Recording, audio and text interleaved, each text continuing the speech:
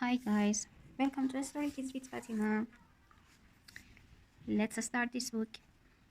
It was summer and the sun shone down on a cricket, who leaped and skipped about.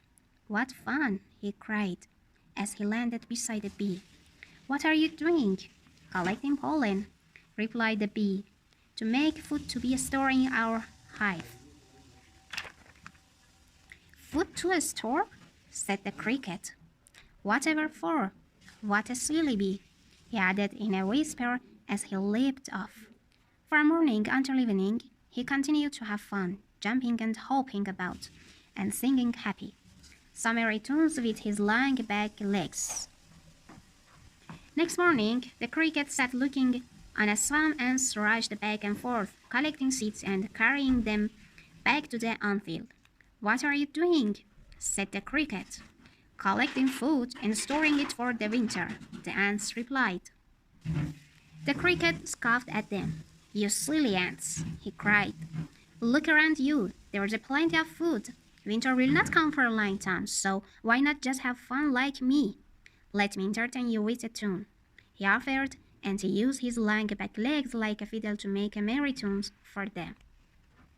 No, thank you, said the ants. We must collect as much food as we can, or else we will starve in the long winter. What silly ants! Muttered the cricket, and he shook his head as they marched off. He just did not understand why everyone was so boring. All summer long, the cricket continued to have fun. There was still plenty of food about, and he did not see the point of bothering about winter yet. Morning, bees, he called and waved. Morning, ants. Haven't you finished all that storing yet? And he'd shake his head at them. Then, one morning, the weather started to get chilly. Winter will be here soon, cried the cricket. I suppose I had better start collecting some food. But when he looked around, there was not much food left. He collected a small store of seeds and hid them in a hole in a tree. That will do, he muttered. I do not need much food in winter, and I can look for some more if I run out. As the winter went on, the weather got colder and colder, and the cricket felt more and more unhappy. I am too cold to sing, he said sadly, as he sat shivering. It is so cold that I am all out of tune. Then, one morning, he woke up, feeling very hungry. He helped himself to a seed and sat and ate it, shivering.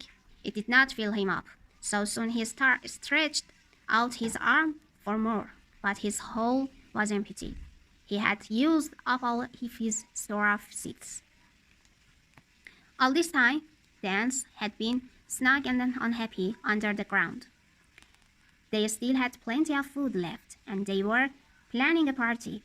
They had sorted out some party games, but there was still something missing. We need something to listen to, they said. Just then, one of the ants remembered the cricket who had offered to amuse them in the summer. Perhaps he will come and entertain us, they said, and some of them set out to look for him. Brrr, they said, and shivered. It is freezing out here. When the cricket spotted the ants and hid from them, they will see that all my food has gone, he said to himself. Then they will blame me for having fun all summer, instead of collecting food like they did. Cricket, cricket, called the ants, but the cricket kept hidden, sadly waiting for them to go.